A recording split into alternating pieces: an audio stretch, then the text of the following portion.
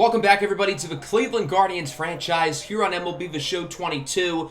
Today, we're going to wrap up the first half of the season, making it to the All-Star break. We've got 4 series today, all within the division, which should be interesting because the AL Central is currently very close. Today's episode will feature only one game because for the first half of the video, we're going to be going over international free agency. This is where the subscriber-made players will get to join the series. Last year, for example, Oinks Quackenbush and Escobar Nakata de Lima were the 2 that we signed, but there were plenty of subscriber-made players scattered on teams around the league. So we're going to show them off again here today. I'm going to put a timestamp on the screen for where you can skip to if you don't want to see all of the players, and we're going to do it position by position. If you would like to make a player for next year's international free agency cycle and have your prospect entered into this universe, then make sure to go join my Discord server. The link is in the description, and from there you'll be able to make a player not just for this series, but for every series that I am currently doing here on the channel. It's also a great way to connect with me and other subscribers and fans. This was a very fun international free agency class. I've spent the past few days really working hard on them, which is why this series has been a little bit slower upload-wise over the past couple of weeks. So don't worry, the upload schedule for the Guardians franchise is going to be completely normal again.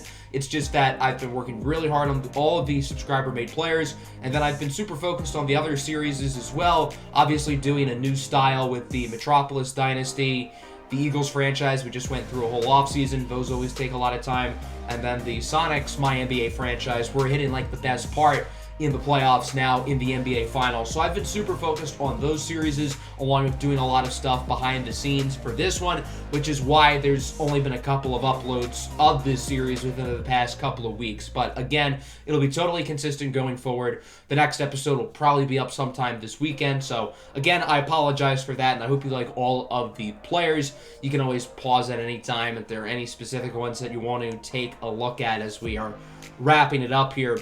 We only signed 1 international free agent player this year. Usually I sign between somewhere like 1 and 3. The one we signed this year was starting pitcher Darian Augustus. He's from Greece. 6'6", 215 pounds. He is a 4-seamer, cutter, Vulcan change, and a 2-seamer. He throws really hard, good Ks per 9, pretty good break. His hits per 9 and his walks per 9 are pretty solid. I know it says he's on waivers, but don't worry about that. He automatically joined the big league roster once I signed him, and I don't want him in the big leagues yet because I have no clue how good he is, so I'm going to move him back to the minor leagues.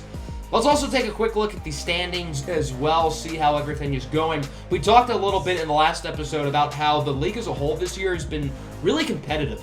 Pretty much every division is up for grabs, and there aren't any first-place teams up by more than like 5 or 6 games. So I think this trade deadline is going to be especially interesting, and there are going to be a lot of teams at the top with different strategies because they don't have very comfortable leads, and that includes us. So we're going to have to be smart with what we do this year at the deadline. As we look at the team, I do briefly want to talk about George Valera real quick. He has been balling since he was called up. I changed his throwing hand, so now he throws lefty. I also changed his jersey number. You may notice his potential is now going up as well, which is really exciting. He has been so good throughout this series. Last year in AA, he was raking. This year in AAA and now the majors, he's raking. We acquired Luis Campusano in the last episode. He's done really well since the trade as well, albeit it's been a very small sample size, but he's hitting the ball well too. The pitching as well, or at least the starting pitching, is doing really well. Everybody's got an ERA within 4. Shane Bieber's pitching like a legitimate ace. The bullpen's been a little bit up and down, particularly the middle relievers, but the back end of the bullpen has been very solid. Karinchak's obviously playing great. Another phenomenal year from Class A. Currently, there's only 1 team in the American League with more than 1 player at first place in their position for All-Star voting, and it's us with 3. Shane Bieber is the leading vote getter for starting pitchers. Jose Ramirez is for third base, although he probably shouldn't be higher than Anthony Rendon. And Franmil Reyes, who has been on a tear the past couple of months, he is first in right field. Reyes really has been on a tear since the All-Star break last year. He's currently second in the MVP race behind Salvador Perez. Shane Bieber also is first in the American League Cy Young. The AL Cy Young's been super back and forth this year, but currently Bieber holds the slight lead. So as we look at the 4 series we have today, I kind of wanted to play against the Chicago White Sox because they're the best team here, so I ended up simulating to the series we have against them on the road. We do have our first big trade of the month. Lucas Sims going to the Giants for a couple of good prospects in Hugo Colon and Everson Arteaga. We got an offer for the Orioles involving second baseman Cesar Hernandez, who at one point played here in Cleveland. He's a fine player, but they kind of want a lot from us. They want 3 prospects, which I'm going to say no to. So in the 10 games we simulated, we went 6-4, which is fine. We only took 1 of 3 against the White Sox at home, but we did pretty well after that, winning 3 of 4 against Minnesota, and then 2 of 3 against Detroit. As you all know, Shane Bieber dominates against Detroit. This outing, no different. A complete game shutout, which is just normal for him against the Tigers. We only scored 1 run that game, a solo home run by Franmil Reyes, who now leads the entire major leagues in dingers. I ended up choosing to play this first game. Before the game, we had another somewhat big trade. Willie Castro going from Detroit to the Boston Red Sox. I would consider this good news for us. Willie Castro, although he's been dog water this year, he's a good player overall and usually develops pretty well in MLB The Show Sim, so to have him out of our division is probably a good thing, and it's not like the Tigers got a great return. Ronaldo Hernandez is a pretty good prospect, but I don't think he's going to be as good of a long-term piece as Willie Castro. I'm pretty sure both of them are actually the same age. So we hop into the first game here of a 3-game set here in Chicago against the White Sox, who currently sit at 3rd place in the division, just a little bit behind us and the Kansas City Royals. Looking at both lineups, 1-9, regular starters here for both sides. Pretty much everybody at the top for Cleveland is on fire. Aaron Civale on the bump for Cleveland. He's been struggling as of late, facing off against Zach Davies, who's been the long reliever for the White Sox all year, but after an injury to one of their regular starters, he's going to join the rotation for now. So this is his first start of the year as he faces off against the on-base machine, Josh Bell. 3-1 pitch. Bell hits that one high and sort of deep in the left center field. Robert at the track, at the wall, it's caught. So, an anticlimactic ending there to the first inning. That one looked like it had a chance to go over the fence, but not quite. We go to the bottom of the first. Garrett Hampson lays down the drag bunt, and it works like a charm. Hampson safe at first. Good hustle by Jose Ramirez. Good throw as well, but Garrett Hampson's too good. That is his specialty. Hampson now headed for second. The throw from Campusano is a good one, but again, Garrett Hampson's just too fast. So the former Rocky is now in scoring position. He would have then advanced to third off of a sacrifice fly, and he's going to be driven in with a single for Eloy Jimenez. So the White Sox score here in the first inning. They take a 1-0 lead. Good, smart baseball by Garrett Hampson, finished off by him scoring, courteous of Eloy Jimenez, as Franmil Reyes goes down on the curveball. Reyes obviously having a great season, but Zach Davies got the upper hand on that play. 2 away now for Campusano, who is still hitting the ball really, really well. George Valera, too, in that 10-game stretch, he played out of his mind as well. So Campusano gets the single. That'll bring up the shortstop, Ahmed Rosario, who's going to pop this one up into shallow right field. Should be caught, and it will be caught. So the White Sox get out of the inning. 2 pretty good frames so far for Zach Davies. He's only allowed 1 hit, no runs. Bottom 2, it's Yasmani Grandal into straightaway center field. Straw chasing after it, but that one's going to go over the fence. A solo home run for Yasmani Grandal. And the White Sox extend the lead 2-0. Grandal with his 19th home run of the year. The former MVP, Jose Abreu, draws a walk. Still nobody out, by the way. This is not a particularly good start to the inning here for Civale. Following batter is Yoan Moncada. He goes down looking on the cutter. Nice pitch. That one barely squeaking in the zone, but the umpire says that it was. Adam Engel also goes down looking on the cutter. So hopefully Civale can use those 2 strikeouts as confidence boosters and give him some more momentum. Andres Jimenez leads off the third. That was a really nice pitch. Not much Jimenez could have done about that. Zach Davies' curveball today has been wicked. Bottom 3, Luis Robert hits that one high and deep in right field. Reyes chasing after it, and he cannot make the play. We're trying to give Franmil Reyes more starts on defense. We want to improve his MVP case, and I think the best way of doing that is showing he's a productive defender. But on that play, not so much. I don't know if we're going to keep him in the field for too long, or if he'll just be the permanent DH like he was. Eloy Jimenez checks his swing on the low cutter. Definitely not in the zone, but the umpire says he went around, and Chicago would not score Robert as we move to the 4th. Speaking of Franmil Reyes, that ball was really right down the middle. That's Reyes' pitch, but he wasn't able to square up on it as he grounds it to short, fielded by Garrett Hampson, who makes the play. The White Sox acquired Hampson via trade from Colorado to replace Tim Anderson, who ironically signed with the Colorado Rockies last offseason, as Jose Abreu hits that one down the line and fair into left field.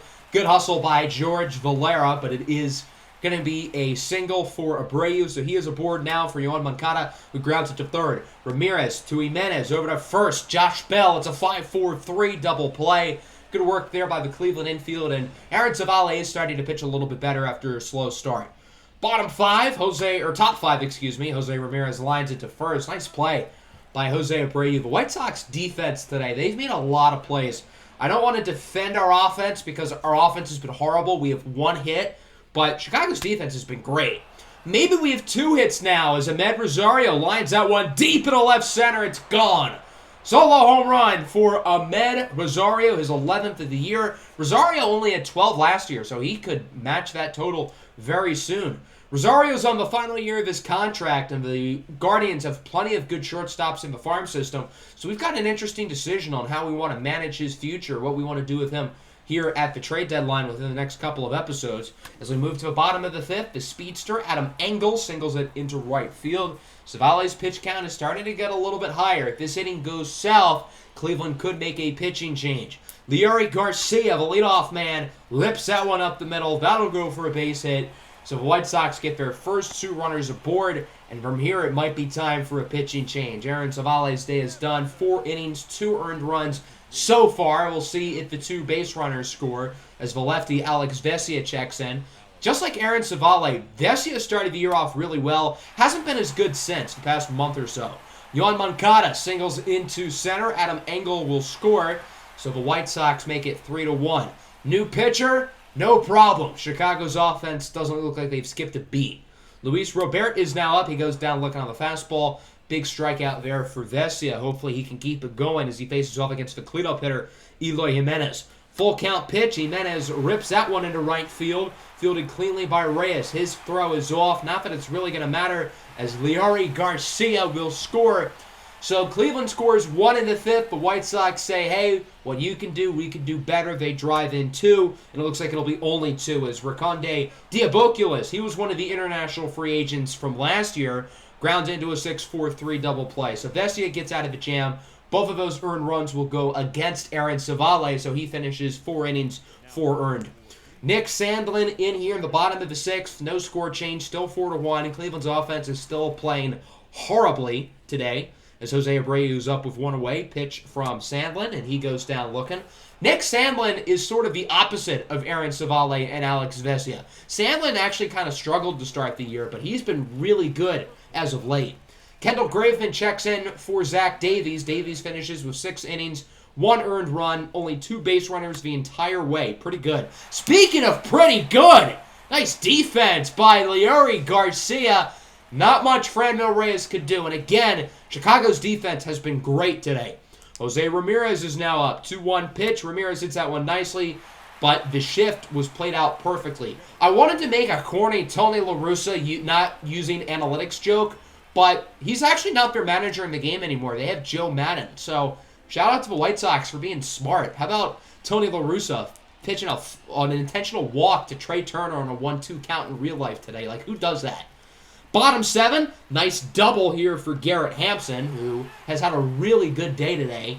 So Hampson is aboard here. The juice of the lineup is now up for Chicago. That starts with Luis Robert, and it will end with Luis Robert as he pops it up into foul territory. Caught by Josh Bell. 2 really good innings from Nick Sandlin. He only allowed 1 base runner, no earned runs.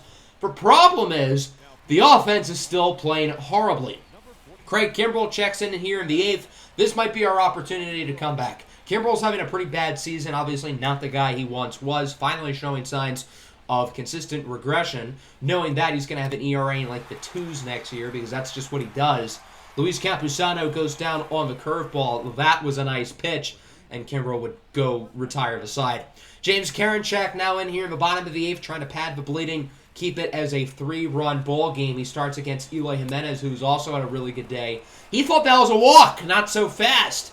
He's going to go down looking. The umpire giving Cleveland the benefit of the doubt. Raconde Diaboculis goes down swinging on the fastball. Rough day for Diaboculis. He goes 0 for 4. Possible Rookie of the Year candidate. He's had a really strong season. So Liam Hendriks is in here for the save in the 9th inning. It's a 3-run game. If you remember last year, there was a game in Chicago. We were down 7-2 in the top of the 9th inning. I think there was 2 outs. We ended up winning. So we've done crazier here. It's possible. And that's a pretty good start. With one away, Ketel Marte with a home run into shallow left center field. That one barely goes over the fence, but it does. And hey, the deficit is within 2. Marte with his 13th home run of the season. Cleveland's not going to leave this game without scratching and clawing. George Valera is now up 3-1. He draws a walk. No hits today for Valera, but he will reach base here on the walk. So the tying run is now at the plate. Bell, Reyes, Ramirez, the next 3 due up. Good opportunity for Cleveland as Bell rips this one into center, and it is going to be caught. What a play by Luis Robert to come down with it. That catch by Robert might have just saved the game. If he doesn't come down with that, Valera probably scores. Looking like an NFL wide receiver with the over-the-shoulders grab. So now with 2 away, it's Franmil Reyes. He leads the majors in home runs. That was his pitch. Right down the middle. Could have capitalized. As I was saying, Reyes leads the big leagues in home runs with 30. This will be a better time than ever. Following pitch, it's not a home run, but it keeps the game alive. It's a single into right field. So now the Guardians have runners on first and second. They have an opportunity to make a pinch running change, and that's what they're going to do. The speedster Ryan Bliss is going to replace Franmil Reyes. So Bliss is now the tying run. Extra base hit here probably ties it from Ramirez, and instead he's going to pop it up into shallow right center field. The ball felt like it was in the air for like a good minute before being eventually caught by Leury Garcia. So the White Sox take this one home. 4-2 is your final. Not our best day. Our offense just didn't do anything until the 9th inning. We gave a good fight there in that last inning, but before that, in the first 8 innings of the game, we only had 2 base runners. Single in the 2nd by Campusano, home run by Rosario in the 5th. That was it until the 9th inning. The pitching wasn't great, particularly Aaron Savale. 4 innings, 4 earned runs. He's going to get the loss. The bullpen started off up and down, but Sandlin and Karinchak did really well. Not our best pitching day, but the pitching's not the reason why we lost. If our offense had played adequately, we certainly could have won. Chicago hit the ball pretty well, but it was their pitching that won them this game. Zach Davies was great. The bullpen was great. Maybe Liam Hendriks was a little bit shaky, but other than that, they pitched really well. So we're going to stop right here. We're not going to keep simulating because we are pretty much at the All-Star break. We'll simulate those last 2 games at the beginning of the next episode. In said next episode, we're going to cover the Home Run Derby. Franmil Reyes will certainly participate. Maybe Jose Ramirez as well, who won it last year. We're going to go over the All-Star break, and then we're going to go up to the trade deadline, which will be in the following episode. So hope everybody enjoyed. Make sure to like button. Make sure to subscribe to the channel if you are new. Peace out.